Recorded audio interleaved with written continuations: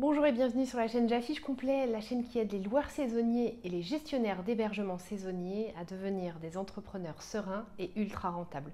Aujourd'hui, je réponds à une question qui est souvent posée. Est-ce qu'on a le droit finalement ou pas de faire du Airbnb à Paris?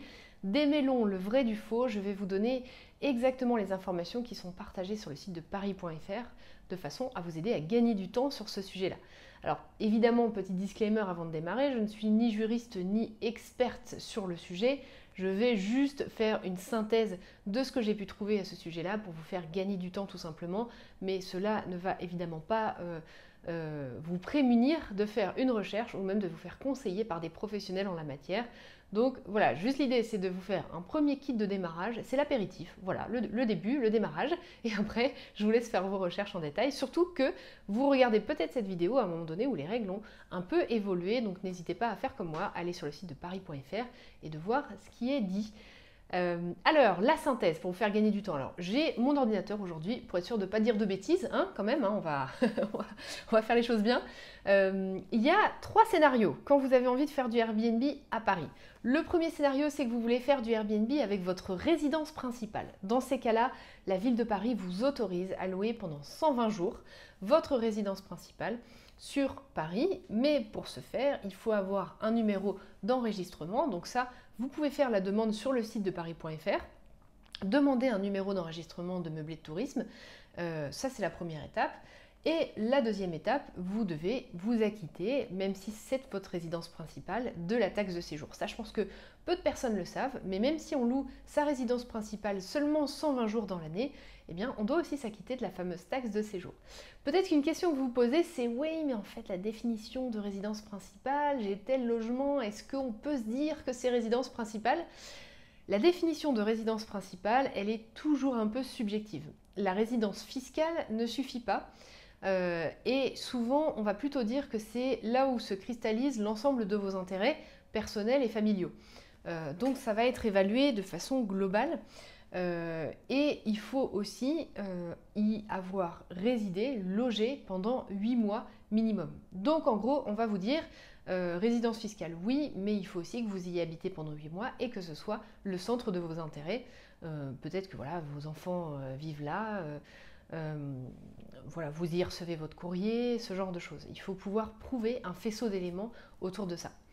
Donc ça, c'est pour le sujet de la résidence principale.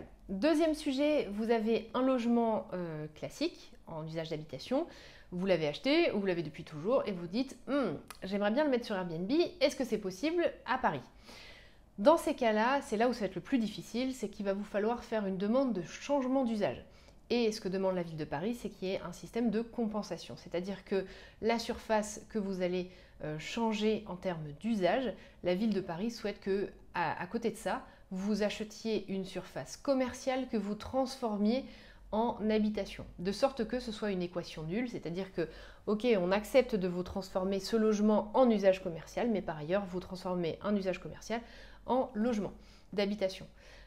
Donc c'est évidemment assez difficile, même l'obtention de l'acceptation est assez difficile, mais c'est parmi les étapes numéro 1 pour réussir à faire du Airbnb dans la ville de Paris. L'étape numéro 2, ça va être de changer de destination le logement. Donc si vous avez eu un OK par rapport au changement d'usage, passer d'usage d'habitation à usage commercial, il va falloir aussi faire une demande de changement de destination pour passer le logement en hébergement hôtelier. Et par la suite, ce sont les étapes classiques. Il faut simplement s'inscrire en tant que meublé de tourisme. Après tout ça, on nous demande quand même de nous inscrire en meublé de tourisme. Ah oui, oui. Ah bah oui, oui, oui. Et la dernière étape, payer évidemment la fameuse taxe de séjour. Donc ça, c'est pour le deuxième scénario si vous avez un appartement en usage d'habitation et que vous envisagez de le mettre en Airbnb. Le troisième scénario possible, c'est que vous ayez en fait déjà une surface commerciale et que vous disiez, si j'ai une surface commerciale, je le mets en Airbnb, l'affaire est classée.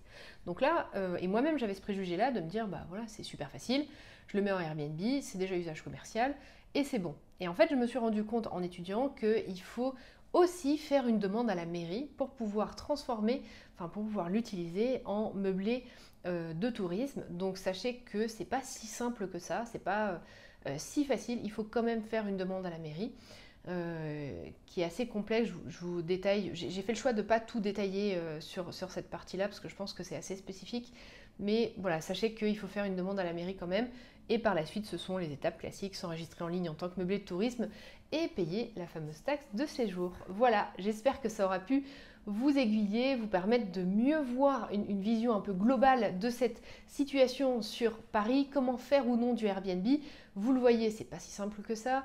Clairement, la mairie, on le sait, hein, il suffit qu'on lise les médias pour bien se rendre compte que la mairie de Paris n'est pas ultra fan de ces meublés de tourisme. Donc, voilà, les étapes sont assez difficiles à mener. Si jamais, d'aventure, vous vous disiez « Tiens, je vais tester sans faire tout ça, tant pis, j'essaie, etc. » Il y a un truc qui m'a beaucoup amusé sur le site de la ville de Paris, qui est juste en dessous l'ensemble des règles à respecter. Il y a un petit bloc délation, voilà, tout simplement, hein, en toute simplicité. On a un petit bloc délation qui nous indique précisément si vous avez identifié un meublé de tourisme qui n'est pas autorisé, signalez-le ici pour que nous puissions faire une enquête. Voilà. Donc si jamais d'aventure vous envisagiez d'outrepasser les règles, j'aurais envie de vous dire, essayez la location courte durée dans toutes les autres villes de France. Évidemment, il y a des règles aussi dans d'autres villes, mais c'est vrai qu'à Paris, c'est particulièrement hardcore. Voilà, j'espère que cette vidéo aura pu vous aiguiller, vous éclairer et vous aider. Si vous n'êtes pas abonné à la chaîne, n'hésitez pas à le faire. N'hésitez pas à me dire aussi si vous connaissiez en commentaire toutes ces règles-là sur la ville de Paris, parce que parfois j'entends non, c'est pas 120 jours, c'est moins que ça, etc.